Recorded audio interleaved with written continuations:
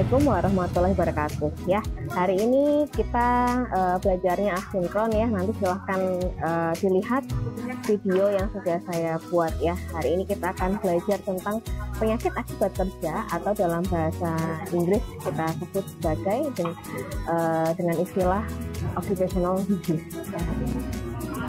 Kurang lebih ada 3 pokok bahasan yang kita akan bahas hari ini. Yang pertama adalah tentang pengertian dari PAK itu sendiri ya. Kita kenalan dulu dengan apa itu PAK. Kemudian setelah itu baru kita lihat jenis-jenis dari penyakit akibat kerja itu seperti apa.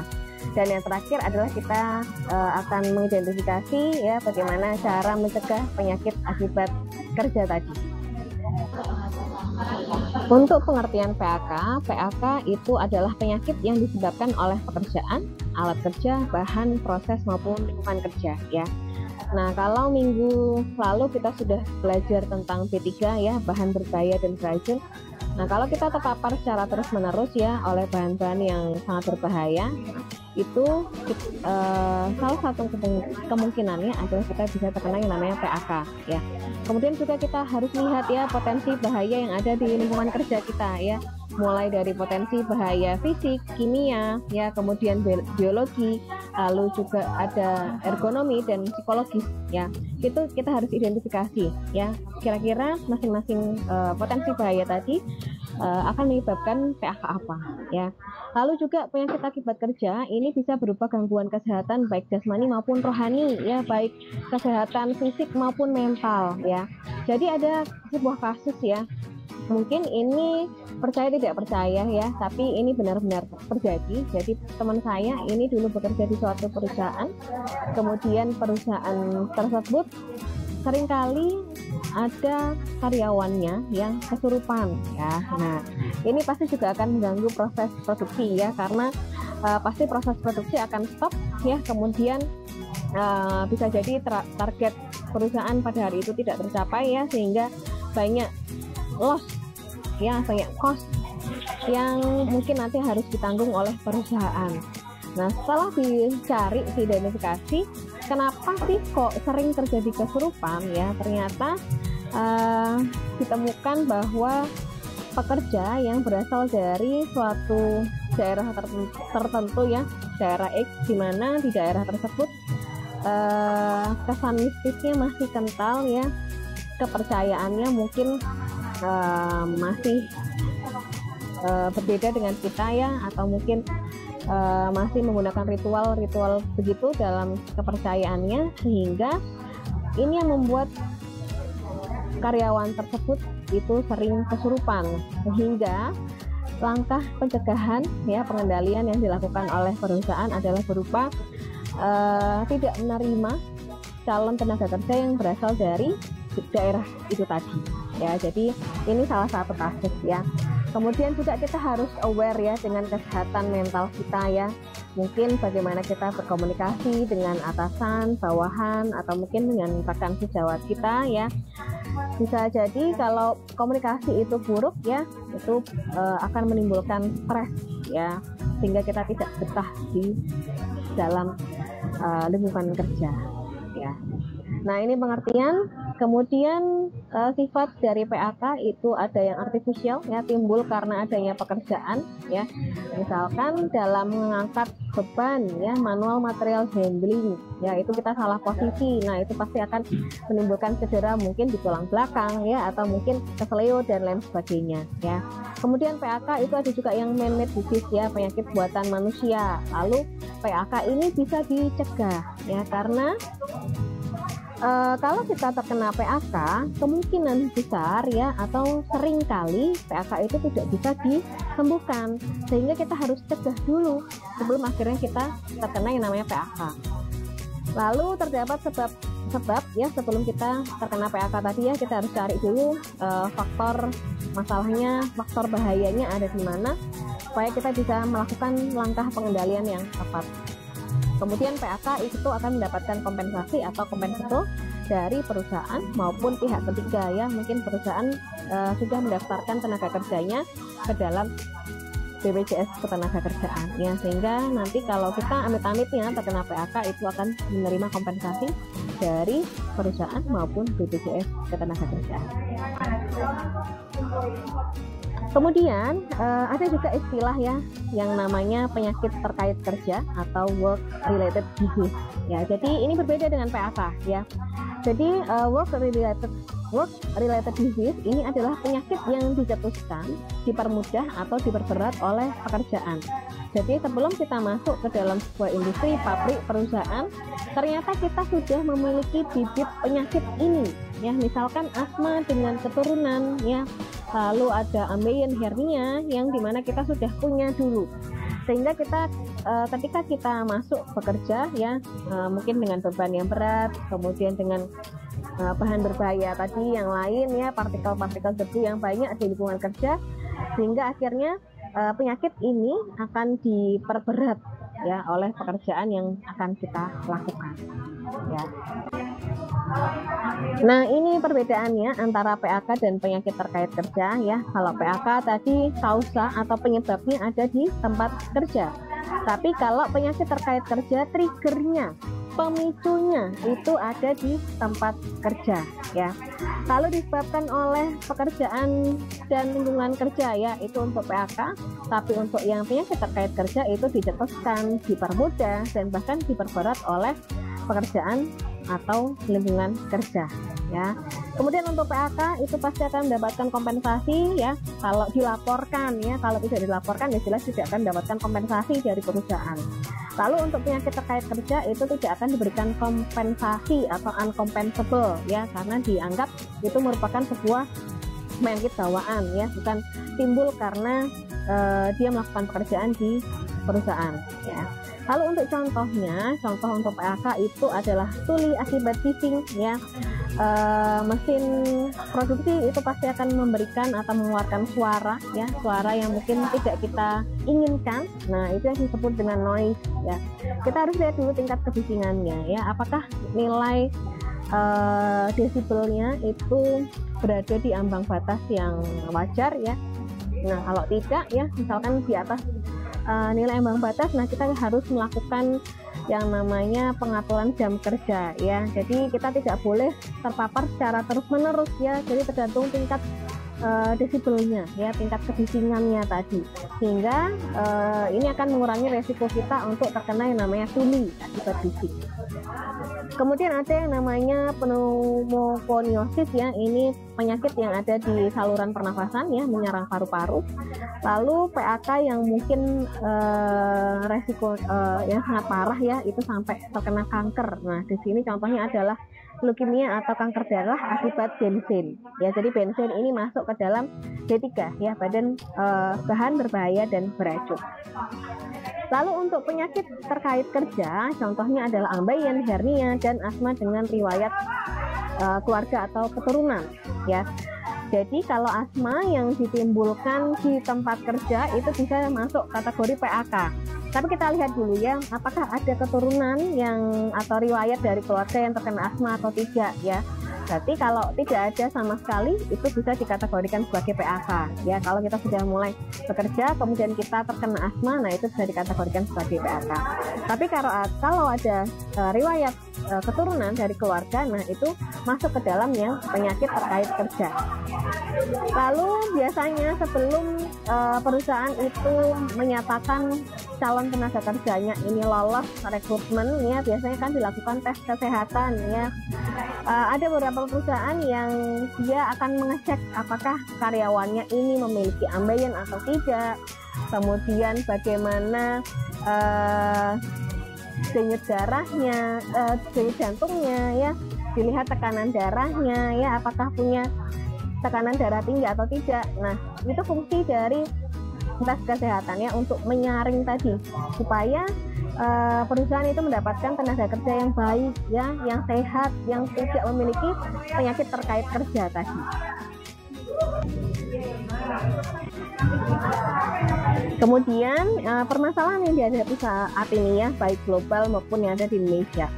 Nah, ini menurut ILO tahun 2019 ya. Jadi di Tahun itu ya diperkirakan jumlah kematian akibat PHK itu sebanyak 2,4 juta orang dari 2,78 juta pekerja yang meninggal karena kecelakaan kerja dan penyakit akibat kerja.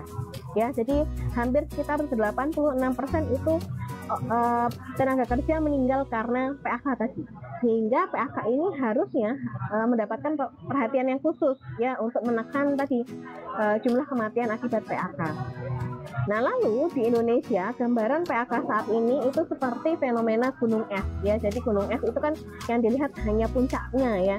Nah, di dasarnya di dalam laut itu kan tidak terlihat ya. Padahal yang besar itu kan ada yang di dalam laut ya, yang tidak terlihat. Nah, sama seperti kasus yang di Indonesia ya, kasus PHK ini yang dilaporkan dan yang diketahui itu masih sangat terbatas dan parsial, sehingga belum menggambarkan besarnya masalah keselamatan dan kesehatan kerja di Indonesia. Jadi orang-orang di Indonesia ini belum sadar ya, ternyata mereka ini terkena yang namanya PHK, karena bisa jadi waktu gejala yang muncul akibat PHK ini mungkin sangat lama ya, gejalanya muncul di jangka waktu yang lama, tidak langsung dirasakan, sehingga mereka nggak sadar kalau sebetulnya mereka sudah terkena tadi ya yang namanya PHK. Lalu menurut Perdoki ya, Perhimpunan Spesialis Kedokteran Okupasi Indonesia tahun 2018, jenis PHK terbanyak di Indonesia yaitu ada tuli ya tadi ya, tuli akibat kebisingan, kemudian nyeri punggung ya karena postur kerja yang salah, karena mungkin tidak ada peralatan yang memadai untuk melakukan atau membantu aktivitas dalam pekerjaan. Dan yang ketiga adalah kulit ya, mungkin karena iritasi, lalu juga bekerja di temperatur yang ekstrim ya, terlalu tinggi, suhunya panas, dan ekstrim terlalu rendah ya, itu juga akan menimbulkan masalah di dalam kulit ya. Nah, ini permasalahan yang ada di Indonesia. Lalu kita akan lihat ya jenis-jenis PHK ya. Yang pertama adalah penyakit silikosis ya. Jadi penyakit silikosis ini disebabkan oleh pencemaran debu silika bebas yang terhirup masuk ke dalam paru-paru kemudian mengendap ya. Lalu ada juga penyakit asbestosis ya. Penyakit asbestosis ini adalah penyakit akibat kerja yang disebabkan oleh debu atau serat asbes yang mencemari udara ya. Jadi asbes ini biasanya sering digunakan untuk asap ya. Nah, padahal asbes itu sangat berbahaya ya, dia masuk ke dalam D3 ya, sehingga sekarang sudah dilarang lagi penggunaan asbes, karena kalau kita terus menggunakan asbes nanti akan terkena yang namanya asbestosis. Kemudian yang ketiga ada bisnosis ya. Bisnosis ini adalah penyakit yang disebabkan oleh pencemaran debu kapas atau serat kapas di udara yang kemudian terhisap masuk ke dalam paru-paru. Nah, ini biasanya berada di industri tekstil atau garment ya. Nah, tiga penyakit ini menyerang paru-paru ya, saluran pernafasan. Kemudian masih ada penyakit saluran pernafasan yang lain, yaitu ada antrakosis ya. Itu disebabkan oleh debu batu bara yang terhirup masuk ke dalam paru-paru. Lalu ada penyakit beriliosis ya, udara yang tercemar oleh logam berilium ya, baik yang berupa logam murni, oksida, sulfat maupun dalam bentuk halogenida ya. Lalu yang terakhir adalah penyakit pada saluran pernafasan yang bersifat akut maupun kronis. Nah, tadi asma ya, asma akibat kerja ya, jadi tidak punya keturunan atau tidak punya riwayat keturunan terkena asma, tiba-tiba dia kena asma. Nah, itu bisa saja dikategorikan sebagai PHK.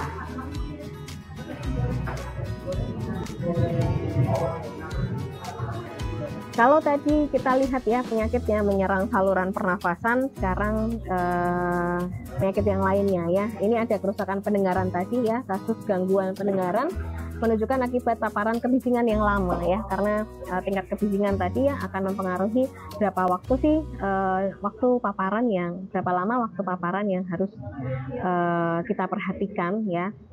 Kemudian ada juga kanker ya, ada persentase yang signifikan menunjukkan kasus kanker yang disebabkan oleh kontak di tempat kerja akibat kontak dengan bahan yang berbahaya tadi ya, berbahaya dan beracun. Lalu ada penyakit tentang korona arteri ya, disebabkan oleh karbon monoksida dan bahaya kimia lain di tempat kerja. Nah, ini ada contoh kasus ya. Jadi PHK itu tidak hanya menyerang tenaga kerja yang ada di perusahaan, tapi juga bisa menyerang penduduk atau pemukiman yang ada di sekitar perusahaan ya. Jadi ini ada salah satu kasus di Pennsylvania ya, tidak di Indonesia ya. Anak-anak di sekitar sumur bor fracking beresiko terkena leukemia atau kanker darah. Nah, jadi ada studi dari Yale School of Public Health menemukan bahwa tinggal di dekat sumur pengeboran minyak dengan metode fracking tadi ya, itu dapat meningkatkan resiko terpapar leukemia 3 kali lebih besar ya pada anak-anak, baik sebelum kelahiran maupun sesudah ya. Jadi di dalam kandungan ya, itu resiko terkena leukemia 3 kali lebih besar tadi ya. Lalu setelah mengamati lebih dari 400 kasus ya, jadi kasusnya ada banyak di sini ya. Leukemia limfoblastik akut di Pennsylvania dari 2.500 anak berusia 2 hingga 7 tahun berisiko terpapar ya, jadi masih sangat kecil. Terutama sebelum lahir ya, jadi sebelum lahir sudah terpapar dulu ya. Sementara jarak yang paling berisiko adalah 2 km dari sumur bor.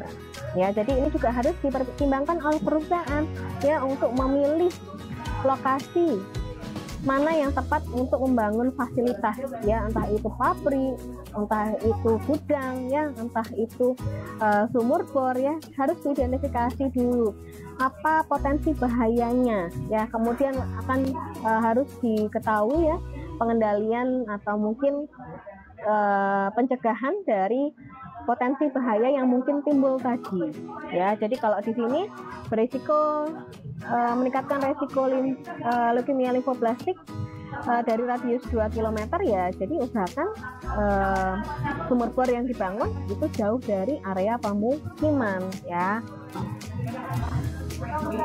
Kemudian untuk pencegahan PHK ya, ini kita bisa lihat satu persatu berdasarkan faktor penyebabnya ya. Ada faktor fisik atau fisika, kemudian faktor kimia, biologi, ergonomi, dan psikologi.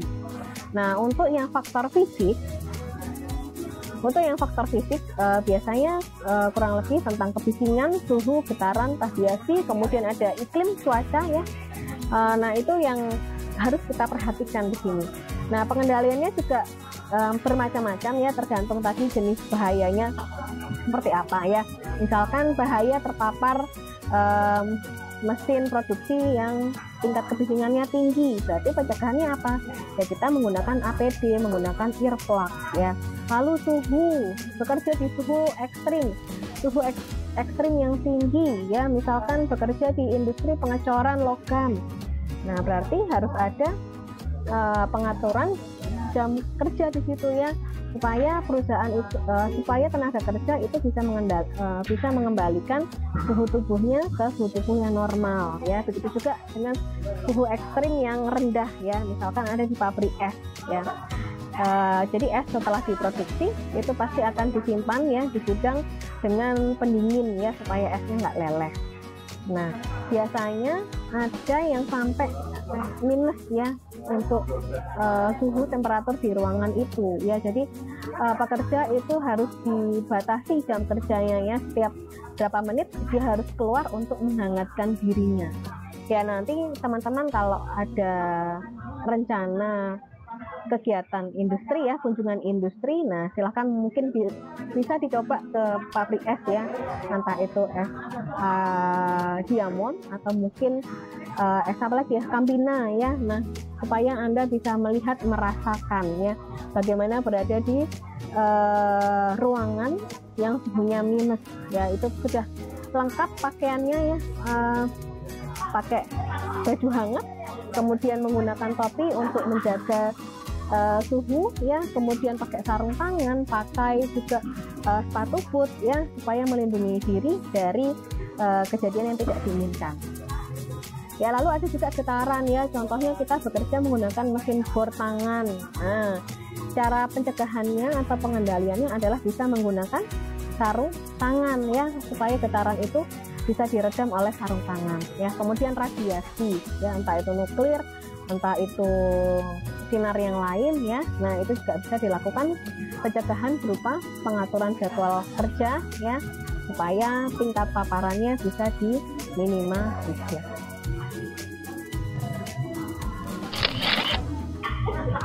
Nah, ini contoh tadi ya, contoh-contoh penyakit akibat kerja berdasarkan faktor fisik atau fisika. Tadi ada kebisingan, nanti penyakitnya adalah ketolian ya. Kemudian temperatur tinggi itu ada heat cramp, heat exhaustion, dan heat stroke. Kemudian temperatur rendah itu ada frostbite. Kemudian radiasi non melinear itu nanti bisa memicu atau menimbulkan katarak atau konjungtivitis ya. Kemudian radiasi melinear itu bisa berupa kerusakan sel tubuh manusia ya. Lalu tekanan udara tinggi itu ada Cassion disease. Lalu getaran lokal itu ada Raynaud disease, dan yang terakhir adalah getaran umum ya, itu bisa berupa gangguan proses metabolisme. Nah, ini sama, nanti silahkan Anda baca sendiri ya. Kemudian untuk faktor kimia ya, biasanya berinteraksi dengan atau terpapar dengan bahan-bahan kimia ya, bisa berupa bahan baku, bahan tambahan, hasil sementara, hasil sampingan, sisa produksi atau bahan buangan. Nah, bentuknya juga bermacam-macam ya, ada zat padat, zat cair, gas maupun uap atau partikel ya. Nah, cara masuknya ini bisa melalui saluran pencernaan ya. Mungkin kita habis pegang bahan yang berbahaya tadi, kemudian kita mau makan, nah kita lupa untuk cuci tangan. Nah, ini bisa masuk melalui saluran pencernaan. Kemudian saluran pernafasan juga ya, terhirup walaupun kita sudah pakai masker, tapi ternyata partikel debunya itu kecil-kecil. Nah, sehingga bisa terserap, terhirup masuk ke dalam paru-paru ya. Kemudian kulit ya, misalkan terkena ya, ketetesan atau mungkin kita bersentuhan langsung dengan bahan kimia tadi ya. Lalu efeknya terhadap tubuh itu bisa memicu atau menimbulkan iritasi, kemudian ada yang namanya alergi, keracunan, kanker ya, itu juga bisa ya. Nah, lalu pencegahannya seperti apa? Pencegahannya bisa menggunakan APD yang tepat ya, menggunakan pelindung mata, sarung tangan, selemek, kemudian jas laboratorium, atau juga kita bisa menggunakan alat pelindung pernafasan dengan betul ya, sesuai dengan fungsinya. Itu dari faktor kimia.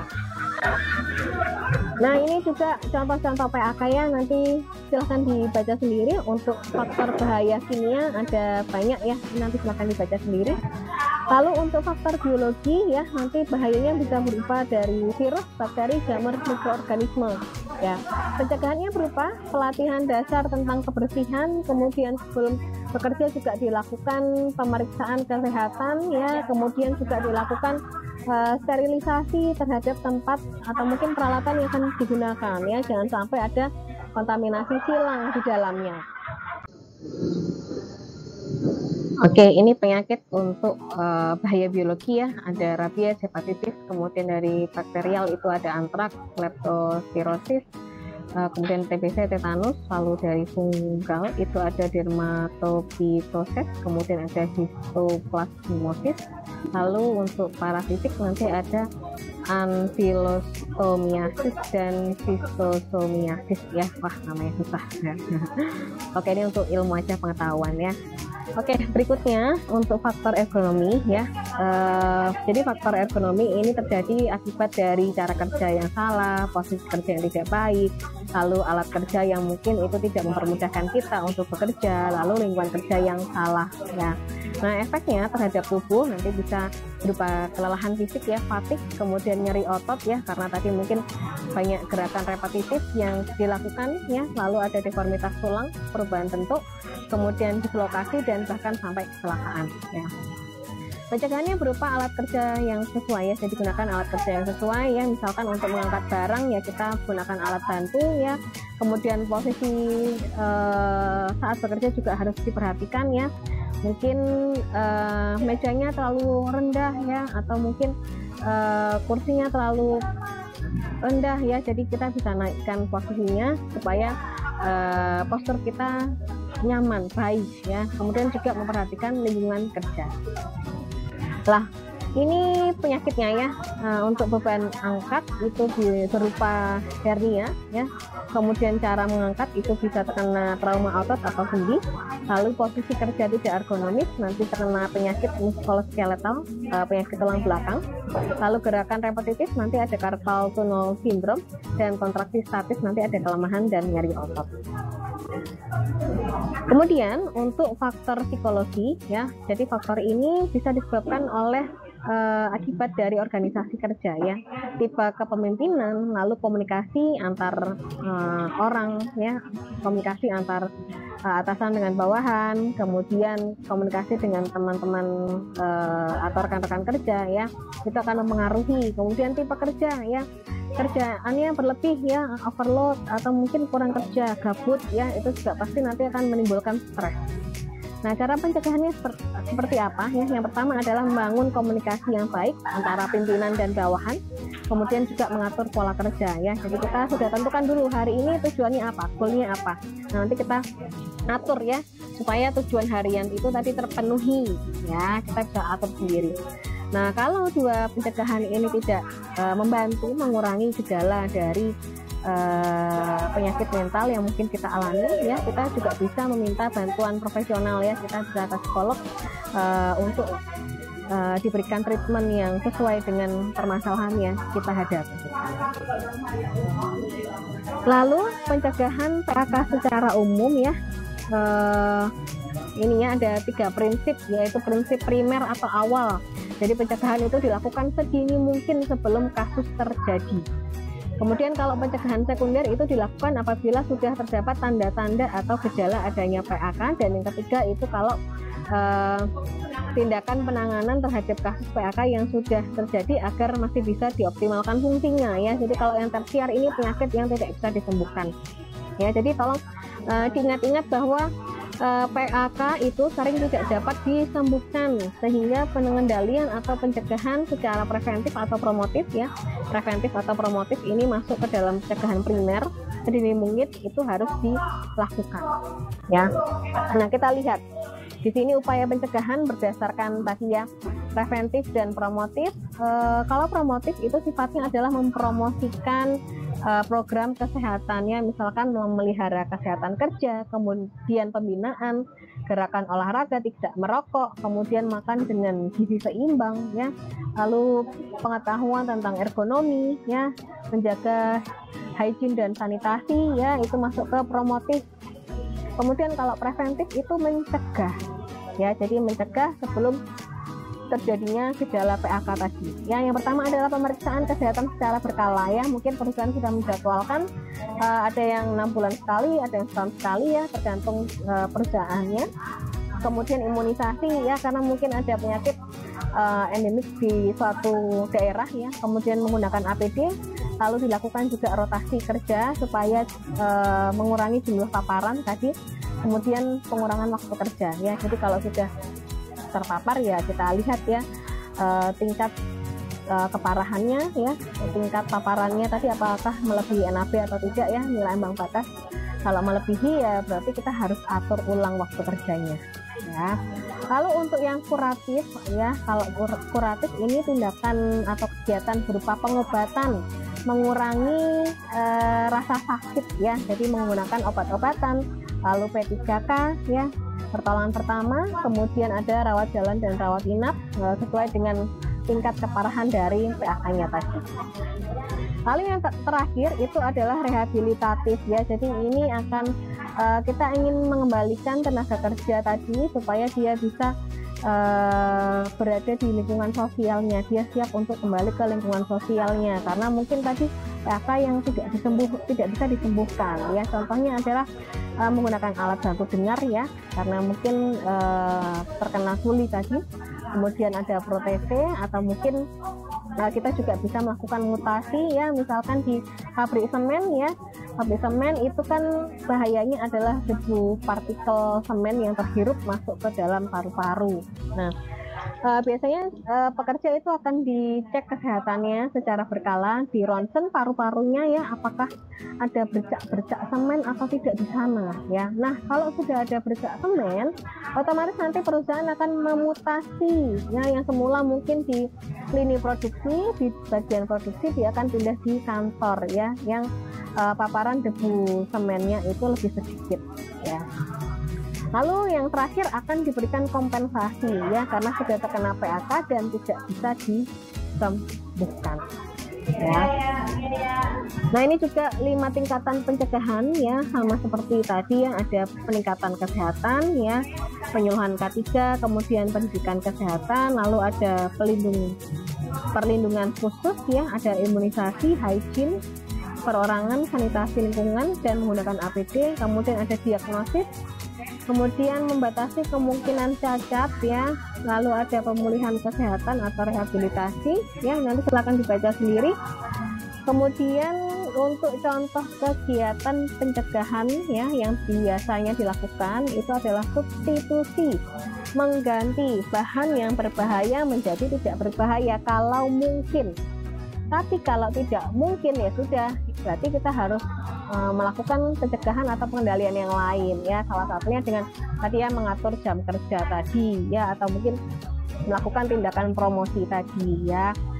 Lalu juga ventilasi umum ya, kita berikan ventilasi udara supaya bisa mengalirkan udara dan bahan-bahan yang berbahaya tadi bisa keluar dari suatu ruangan ya. Kemudian menggunakan local exhauster, mengisap bahan tertentu ya supaya keluar dari ruangan. Lalu juga isolasi. Nah, ini isolasi ini digunakan untuk proses yang berbahaya ya, misalkan ada paparan radiasi di sana ya, itu harus orang-orang tertentu yang bisa masuk ke sana, kemudian juga dibatasi jam kerjanya supaya mengurangi paparan tadi, lalu menggunakan APD, pemeriksaan kesehatan baik itu sebelum kerja maupun sesudah ya secara berkala, lalu pengaturan sebelum bekerja dan pendidikan tentang kesehatan kerja. Nah, itu materi kita tentang hari ini ya. Minggu depan kita sudah masuk ke dalam ergonomi lingkungan kerja. Nah, karena teman-teman kebanyakan belum mengambil ergonomi, jadi ini saya akan berikan tugas ya, ada 2 tugas. Yang pertama, silahkan cari pengertian dari apa itu ergonomi ya. Itu tugas pertama, pengertian dari ergonomi. Kemudian yang kedua adalah silahkan cari ya berapa nilai ambang batas pada lingkungan kerja untuk kebisingan ya, jadi nilai ambang batasnya berapa desibel untuk kebisingan, kemudian untuk getaran nilai ambang batasnya berapa, lalu untuk suhu ya nilai ambang batasnya berapa, kemudian yang terakhir adalah pencahayaan ya, berapa nilai ambang batasnya. Jadi ada 4 hal yang harus dicari nilai ambang batasnya ya. Pertama adalah kebisingan, kedua adalah getaran, ketiga suhu, dan yang terakhir adalah pencahayaan. Nah, silahkan nanti ditulis tangan saja ya, ditulis tangan, kemudian di scan lalu di upload di Drive ya. Jadi ini saya berikan Google Form untuk mengupload link Google Drive yang Anda sudah upload tadi ya. Jadi dipastikan link Drive-nya bisa diakses oleh semua orang ya, sehingga saya bisa melihat, bisa mengakses tugas yang sudah Anda kerjakan ya. Lalu untuk due date-nya, batas waktu pengumpulannya itu adalah hari Minggu ya, tanggal 12 November jam 23.59 WIB ya. Nanti di Google Form sudah ada peraturan ya yang harus Anda sesuaikan ya, yang harus Anda ikuti, patuhi ya. Oke. Nah, itu materi kita pada hari ini ya. Mungkin kalau nanti teman-teman ingin bertanya ya, bisa silahkan langsung disampaikan ke saya ya. Nanti kalau saya ada waktu, saya akan cepat merespon ya. Oke, terima kasih semuanya. Semoga materi kita hari ini bisa membantu Anda dalam memahami K3 yang ada di lingkungan kerja ya. Saya akhiri, selamat beraktivitas, selamat melanjutkan aktivitas. Wassalamualaikum warahmatullahi wabarakatuh.